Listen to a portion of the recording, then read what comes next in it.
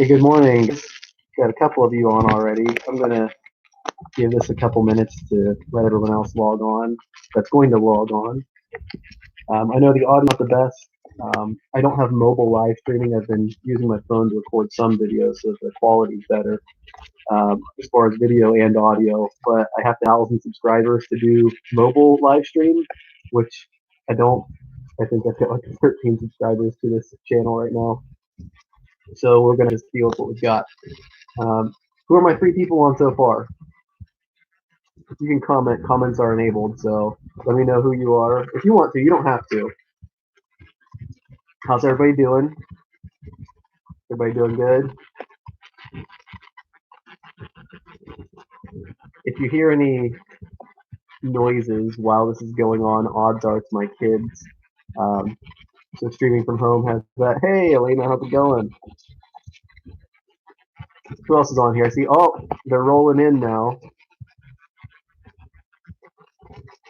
Hey, Trudy.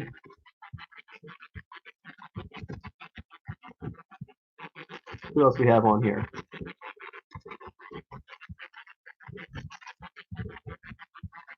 Just so you know, like while I'm doing this, I'm gonna give it just till like 30 more seconds, and I'm gonna start into the content. But if you have a question at any time or a comment at any time, just hit me up in the comments, and I'll get to it as soon as I see it.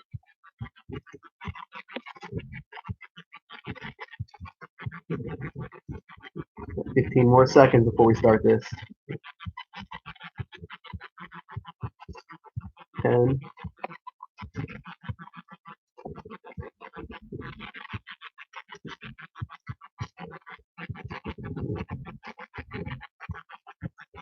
All right, so let's get into it. So what we're talking about today is we're going to cover Cold War responses.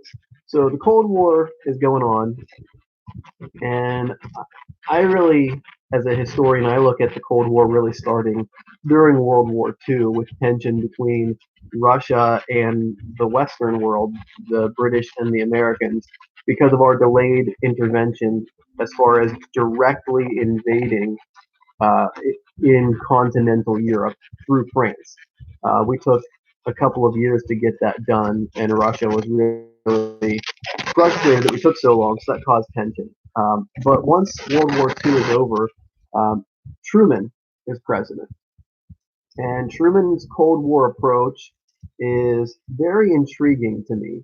First of all, when Truman becomes president, he thinks that he can get things done that FDR wasn't able to get done as far as dealing with the Soviets. So Truman's Cold War approach is just generally going to be mostly ineffective.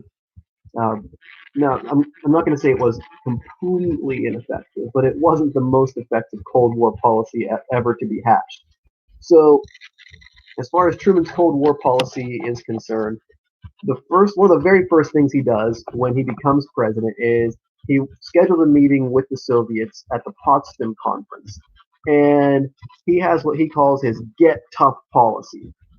All right, and his approach is he's going to get tough with the Soviets because we've been too soft on the Soviets, and if we get tough with them, then they're going to just cave in and they're going to give us everything we want. In fact, Truman said that he thought he could get 85% of what he wanted out of the Potsdam Conference. And so he ends up getting a whole lot less than that, and the Potsdam Conference ends up being a pretty big failure for Truman because he's not able to push like he thought he should be able to do, and he made a lot of concessions to the Soviets that he thought he wasn't going to make. So this is kind of the principle in Proverbs about pride going before the fall. So really, what we see here is Truman thought that he was going to be able to get something done. He said he was going to get it done. He's like, I can do this. And then he couldn't get it done. So it was kind of humiliating for him. So a couple of approaches that Truman had during the Cold War. One is containment.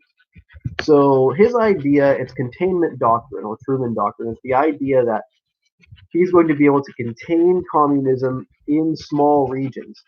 So if communism, for example, we're going to see with the Korean War, communism comes to Korea. and the idea is contain communism so that it doesn't spread. Because if communism spreads, other regions are going to fall to it, this is called domino theory. The idea is if one region becomes communist, the dominoes are going to fall and all the other regions are going to become communist. And what's going to be the culmination of containment doctrine or Truman doctrine is the Korean War, where communism spreads into the Korean Peninsula. And then, hey, Leo, what's up? Communism spreads to the Korean Peninsula. And then we intervene to keep South Korea a pro-Western government and stop that spread of communism throughout the Korean Peninsula. And the war doesn't go very well. The Korean War isn't very successful. We fight to a stalemate, uh, and we have pretty heavy losses. Not to mention, just a side note, our troops are really undersupplied, and it's the coldest war we fought ever. Um, I mean, you're talking air temperatures in the negative 20 degrees Fahrenheit plus high winds, so super high wind chills. A lot of soldiers succumbed to frostbite and lost toes and had damaged feet and things like that, among other things. And there were other challenges as well. But that's Truman. So Truman handling the Cold War, just to summarize Truman. He wanted to get tough with the Soviets and show them who was boss by making sure that they didn't take control of other European nations surrounding their nation, and he pretty much failed. His other Cold War policies were containment, and he pushed the idea of domino theory. And because of that, we got involved in the Korean War, which just really bogged us down and wasn't super successful long term as a solution to containment. All right, any questions about Truman before we move into Eisenhower?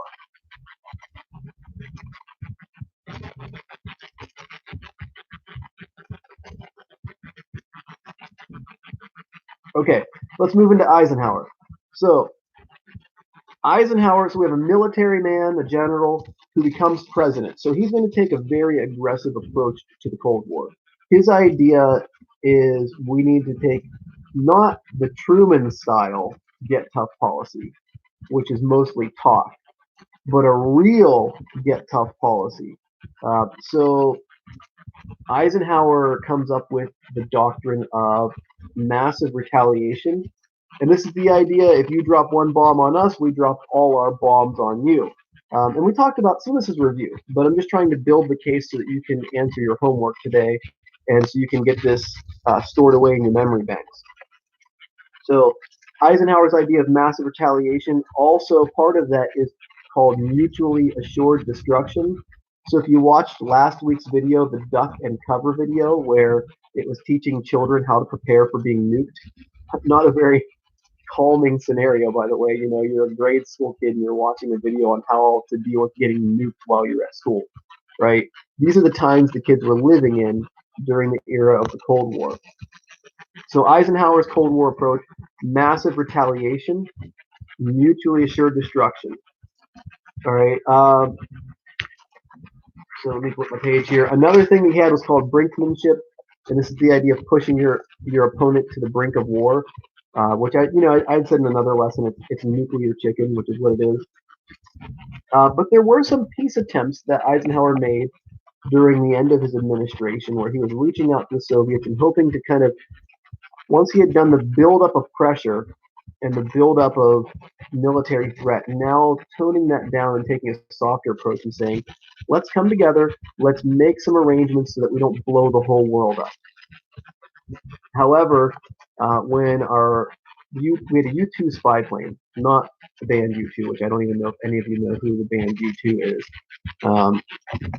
But if you do, then good reference. But if you don't, then oh well.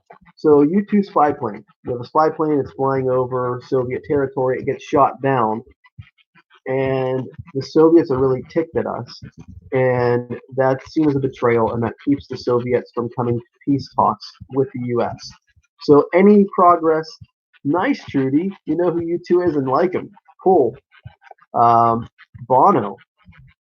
Yeah, Bono. No, just a side note on U2 the band. Hey, what's up, Lauren? Liking U2 too. Now, I haven't checked on Bono in a long time, but Bono became a Christian a while ago. So, and before he became a Christian, he had great respect for Christians. He said, so good on him. All right. Um, so anyway, back to this with the U-2 spy plane.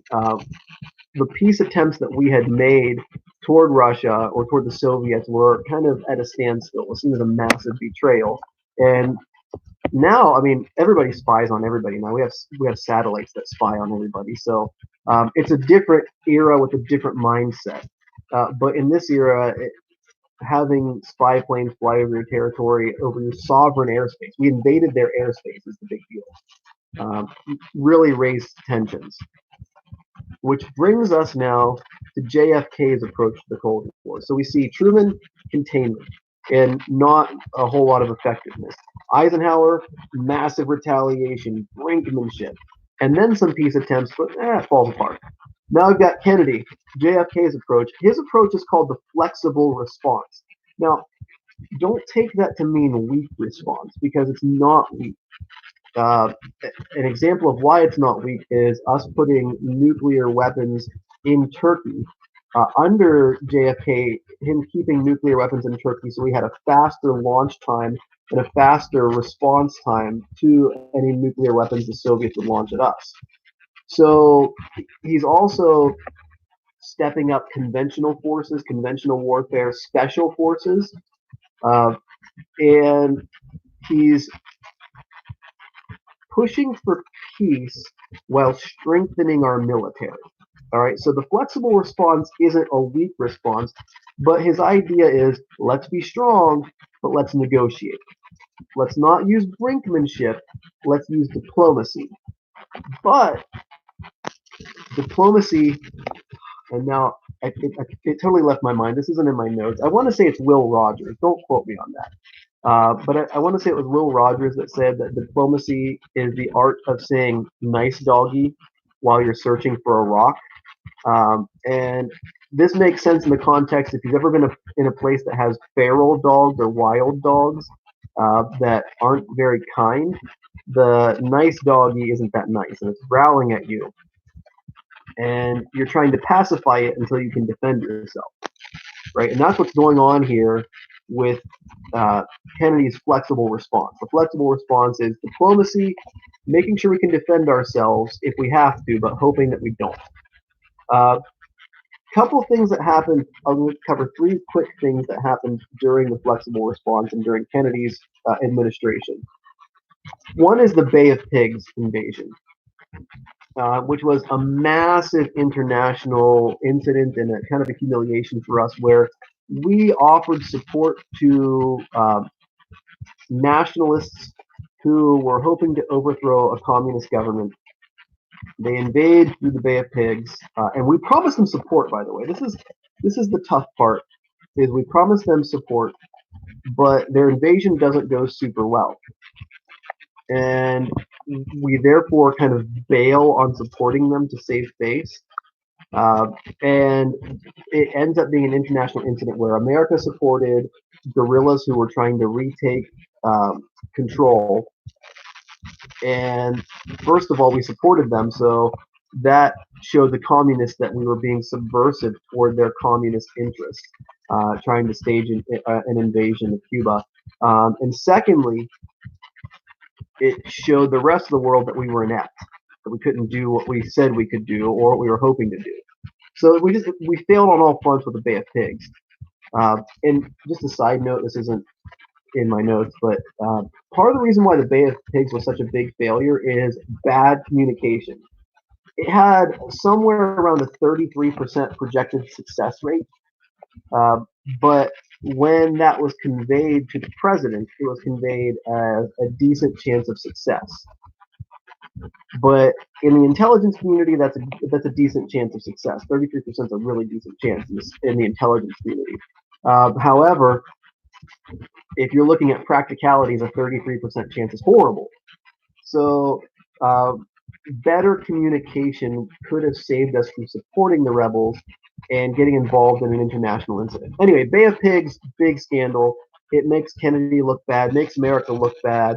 Um, but Then we see the Cuban Missile Crisis. Now, this is a very tense time in America. I mean, I don't think there are too many other times where we came closer to all-out nuclear war than the Cuban Missile Crisis. Now, there were a couple other times where we had some glitches in our military systems where we came close to ordering launches of nuclear weapons during the Cold War, but I'm talking about like an actual buildup where the Soviets have nuclear missiles in communist Cuba, and that's a few minutes off the coast of the Keys as far as a missile launch is concerned. And the missiles are pointed at us, they're ready to go, and the Soviets are like, hey, you step out of line, we're nuking you. And we're like, well, you step out of line, we're nuking you because we've got missiles in Turkey. There's this massive tension where Kennedy has to push back, and the Soviets are pushing back, and Kennedy successfully negotiates the Soviet stand down of their aggressive stance and their missile program in Cuba in exchange for our stand down of our missile program in Turkey. So this is the flexible response being successful. Uh, One other thing that occurs during the Kennedy administration is the space race. Now, the space race actually starts pre-Kennedy, but Kennedy is going to vow to put a man on the moon during the 60s. And we do. Now, unfortunately, he never lives to see this culmination of actually putting a man on the moon. Uh, but we have an emphasis on our space program because in the 50s, the Soviets had launched a satellite into space and had beat us to space. So we want to beat them to getting a man on the moon to show that our missile technology is way better and to show that our science program is way better, our mathematics programs are way better, and we have the funding to be able to support such a mission. All right, so that would be a success that was projected by the Kennedy administration but wasn't fulfilled under him. So, what I want you to see today, as far as Kennedy is concerned, he takes a much more flexible approach, strong, but not as in your face aggressive as Eisenhower, but generally more successful than Truman. Right? He's not pushing hardcore containment like Truman did, but he's also not pushing hardcore aggression like Eisenhower did. Bay of Pigs occurred under him, which humiliated America. It was a big failure, but he recovered somewhat from that.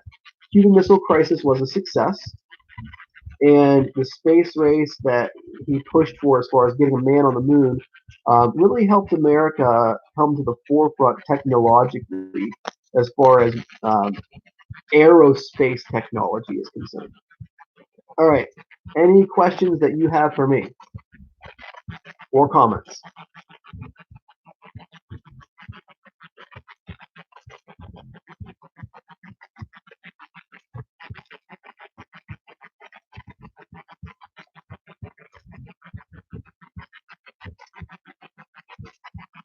All right. Well, I just want to say you guys have been doing a great job. Yes, yes, you can say hi to my kid. Hang on a second. Let me make sure they're not outside. Hey, Jackson and Leah. They might be outside. Hang on. It's a good thing about mobile technology. And we're walking, walking. Where are Jackson and Leah? My kids want to say hi to you guys.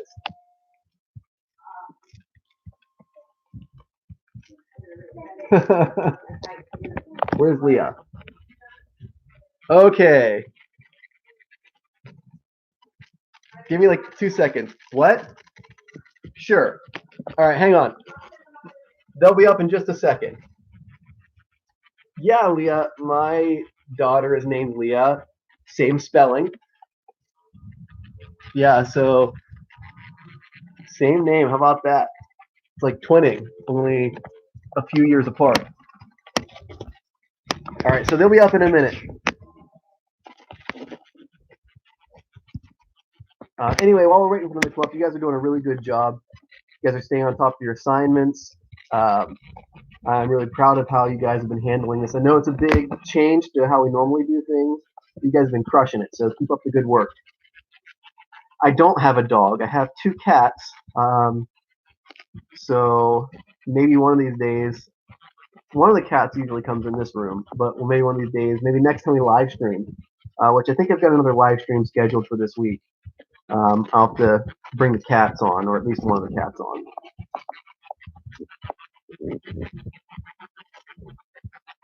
Come on in, buddy. All right, here's Jackson. Come on in. Say hi. Hi. You want to say anything to my class? Or ask them any questions or anything? How old are you? Oh, Leah says hi, and Elena says hi. He's doing some distance learning too. He was working on a lesson downstairs. Trudy says hi. Elena's 16 and Leah. See, they're writing comments. Anything else you want to say to them? You don't have to. All right, you can go back. Trudy says she's 16 too, and Lauren says she's 16. All right, Leah, my daughter Leah will be up in a minute.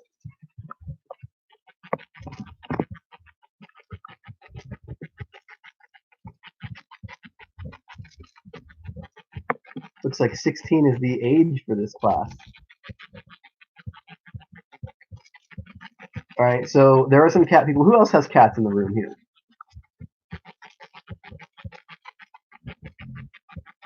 I know some of y'all have dogs because we covered dogs that one time as our bonus.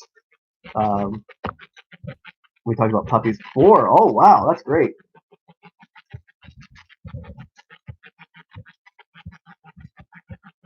Are they like small, big, ranging?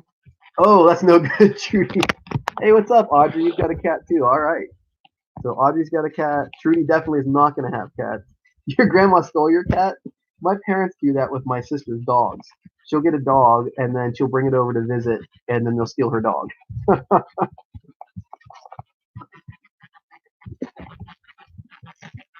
Oh, 2 kittens. Okay. 2 kittens, 2 adults. Okay, cats. All right, awesome. Cats are scary. That's great. All right, come here, Leah. Come on, sweetie. All right, and there's my daughter, Leah. Can you say hi to my class? Hi. You want to ask them anything or say anything to them? No? You want to show them your Elsa shirt? Is that Elsa or is that Anna? Okay. Let's see, Elena and Lauren are saying hi.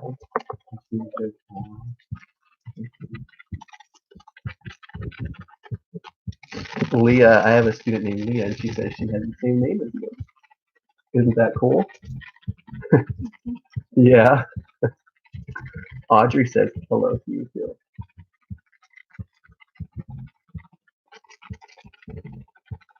All right, baby, I'm going to finish this one up. Thanks for saying hi to my class. Oh, Trudy says hi too.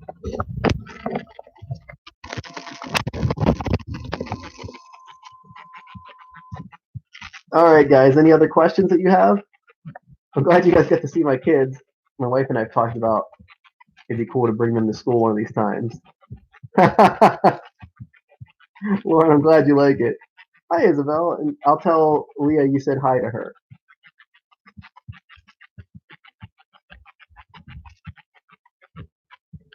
All right. Well, I'm going to close this thing down here, and I think I've got another one of these scheduled for the end of the week. So I'm glad to finally get a live stream going, and I hope to do this again. So if you have any questions any other time, reach out via email. Let me know.